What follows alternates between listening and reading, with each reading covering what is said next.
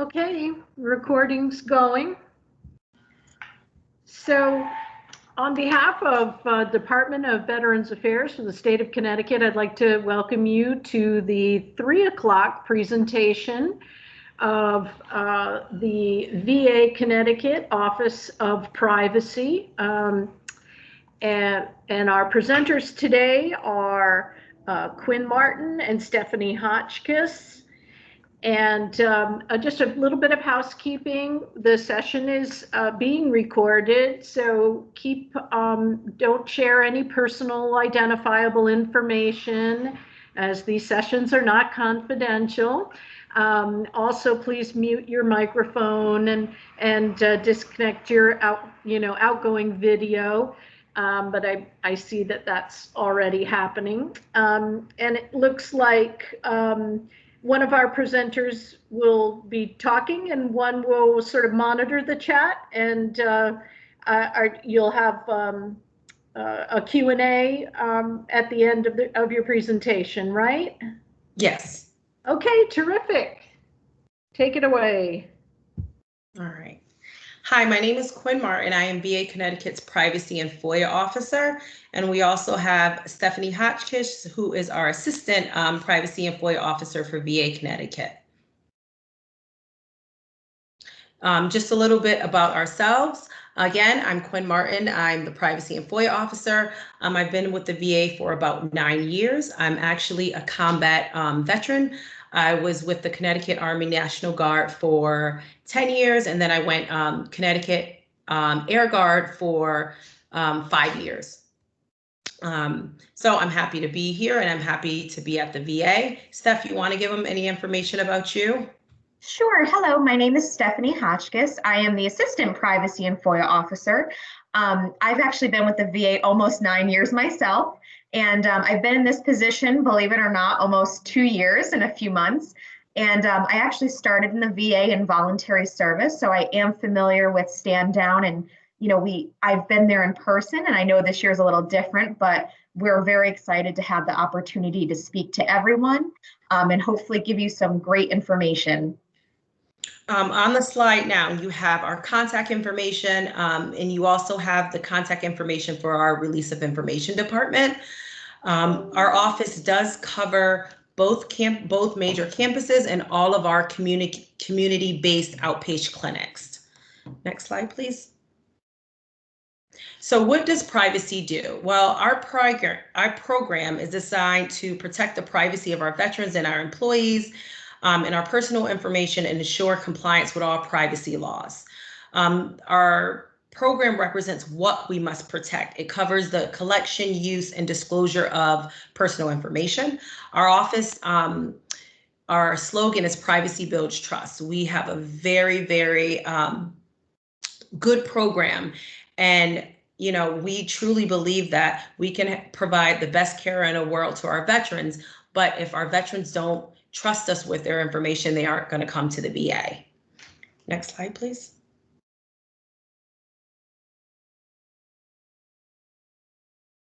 It's just a little laggy. Give me one moment. Let me make sure. Okay, perfect. Okay, so there are actually 7 statutes that the VA uses when I talk about protecting your information. Some of them are federal laws that you may know. Some of the other ones are actually VA specific laws. So briefly, the Privacy Act, it makes records about living individuals confidential. HIPAA, the Health Insurance Portability and Accountability Act, it gives our veterans a wide array of rights concerning their information. The HITECH Act, it addresses privacy and security concerns associated with electronic transmission. The next 3 are VA-specific laws. 38 U.S. Code 5701, it protects the names and addresses of our veterans. 38 U.S. Code 5705, it protects our quality assurance records. And 38 U.S. Code 7332, it makes strictly confidential HIV, sickle cell, drug abuse, and alcohol abuse.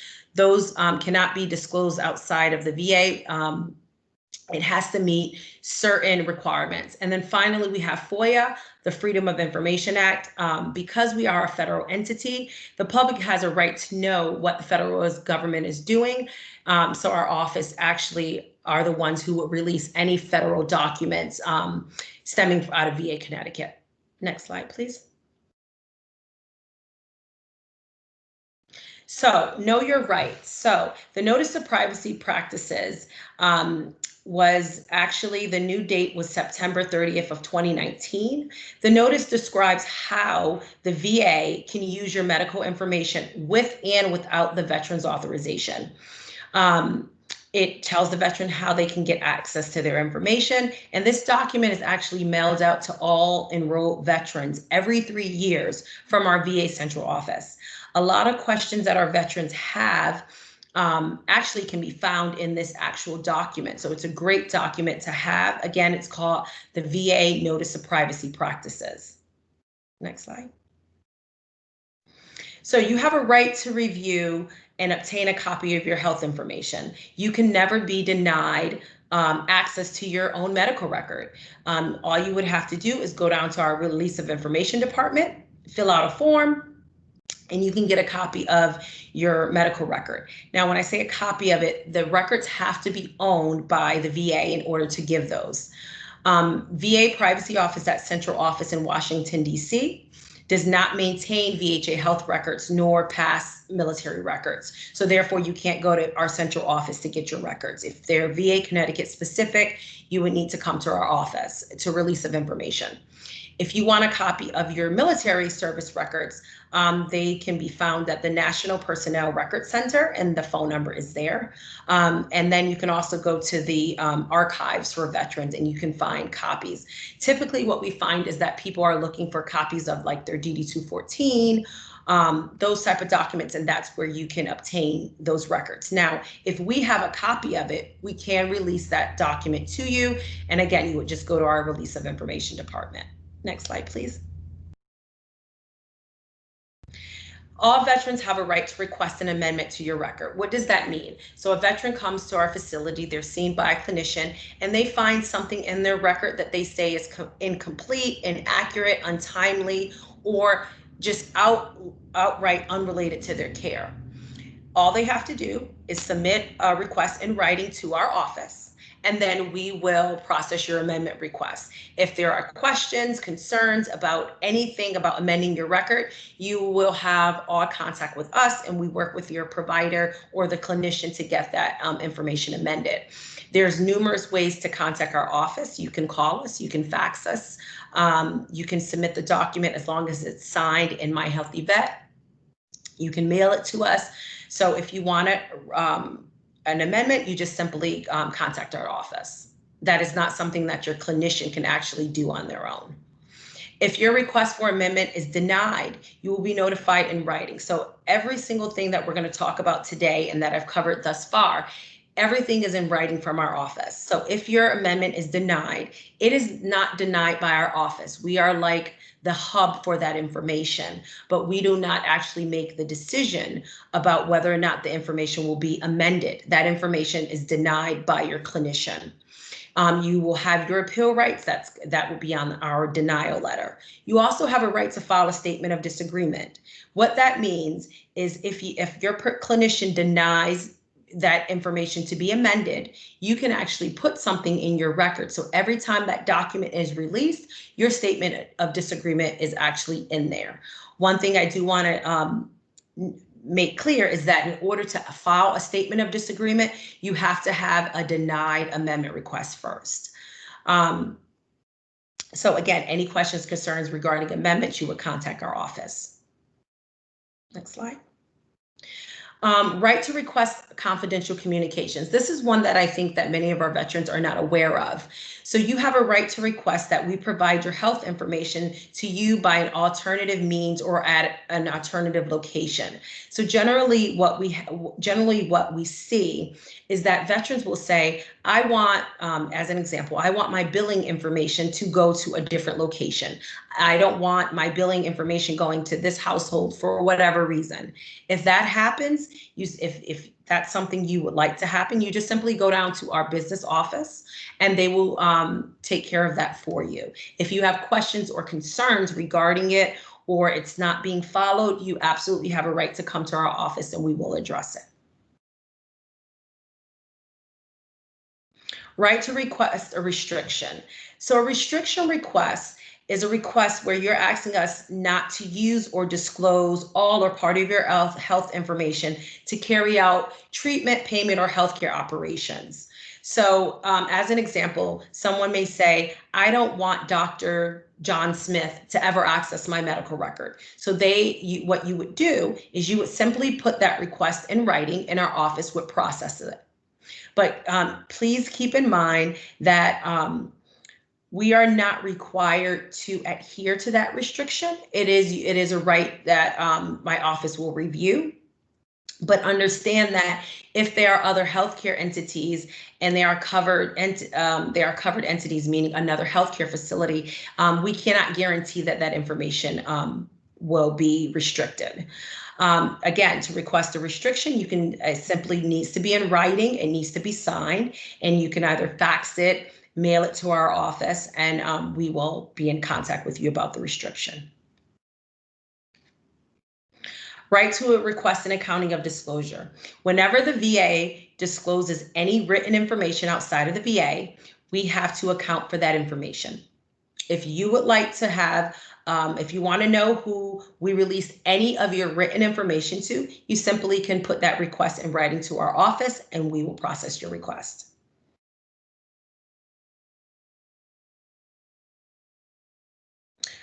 All veterans, family members, employees have a right to file a privacy complaint. If you have a privacy complaint and you feel that your rights have been violated, you can file a privacy complaint with my office.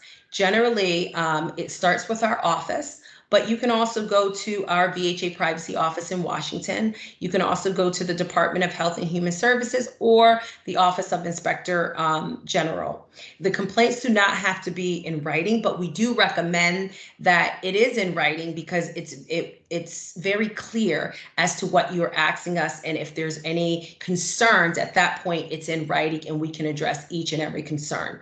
My office, we will investigate every single complaint, no matter how minor the complaint may seem. We encourage our veterans to file complaints. Why? Because that's the only way that we can get better at anything that we do. So anytime you have a privacy complaint, pick up the phone and call us, put it in writing to us, and we will take care of that for you.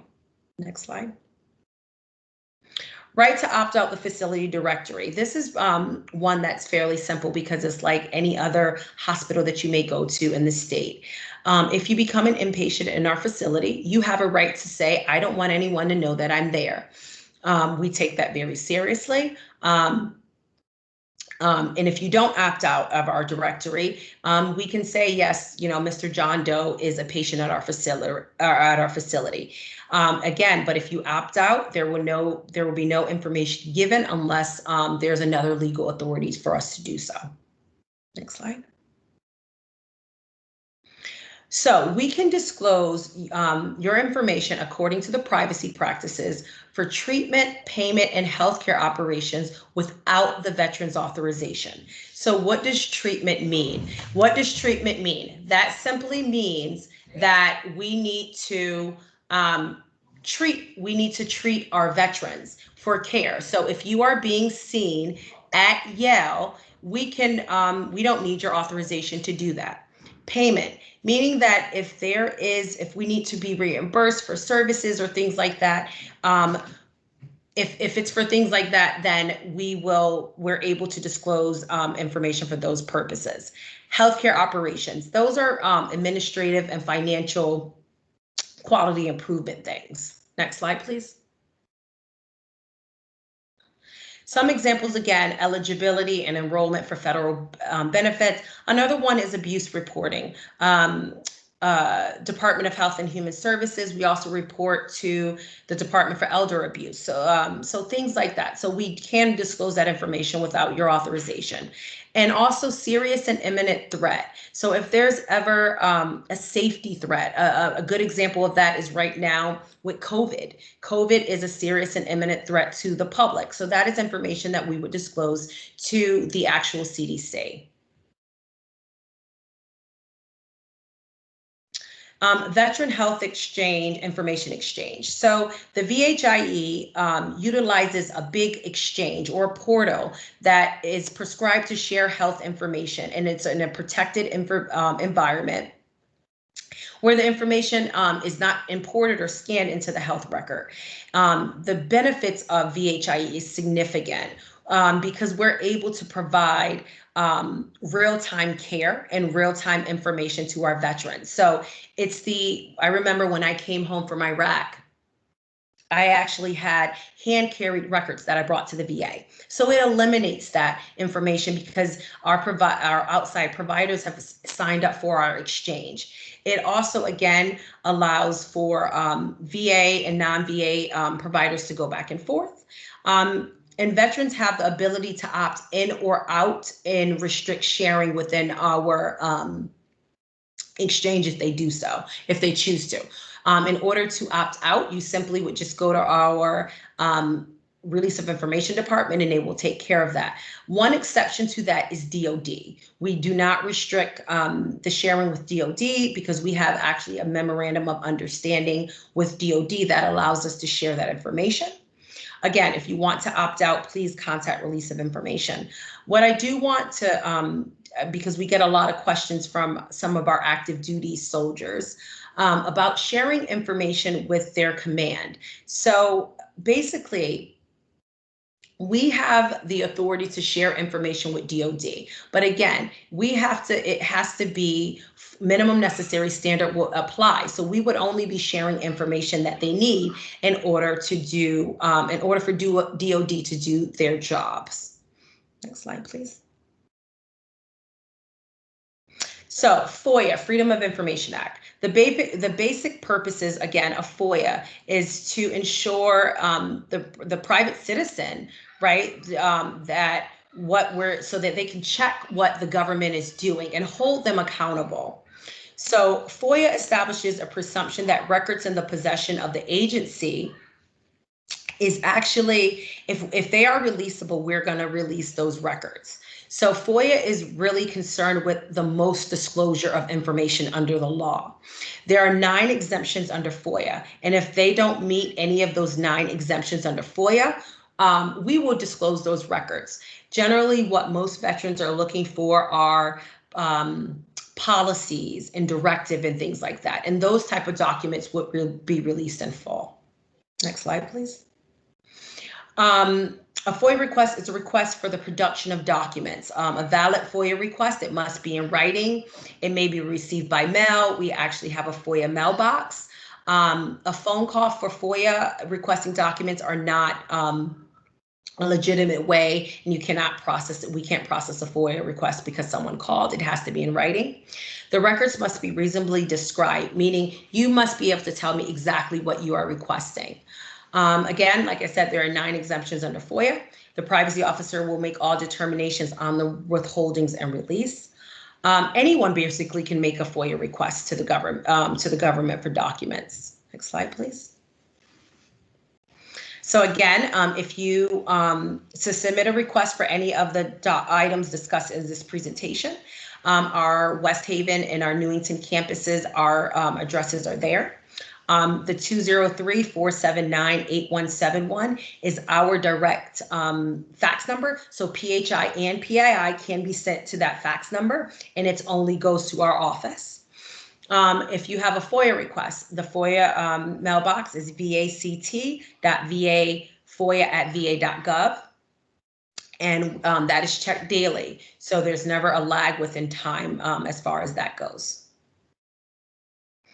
So questions. This is always the fun part. I know there's not a lot of people on right now, but I encourage you to reach out to us if you do have any questions or concerns that you think of afterwards that, maybe you didn't think of, and maybe you don't know that it's privacy or FOIA related. But again, I encourage you to reach out to me and Stephanie. We've been in the VA for a while, so we know the system really well. And again, because I was a part of the Connecticut Army National Guard and Air Guard, I know a lot of people. I know we can help you navigate those systems. So let's go into the chat. I'm going to stop sharing my screen and I'll check the chat too. I don't see any questions, but Anne said, thank you. You sure know your stuff. Thank you, Anne. I think we've done enough of these by now. Yeah. All right, so no questions. So I just want to thank you guys so much for allowing us to speak. One big part of our job is education. I think me and Stephanie, we actually teach at least 3 times a week, and some presentations are 15 minutes. Some of them go on for hours. And we're okay with that, but that's our responsibility to be there for our veterans. That's why we're here. So again, thank you, Anne, thank you, Angela, thank you, Chuck, for allowing us to be here. Yeah, thanks very much. Thank you. I'm going to end the recording now. All right, thank you so much. Thank you. Have a good day. Have a great day. Too. Yep, you too. Bye-bye.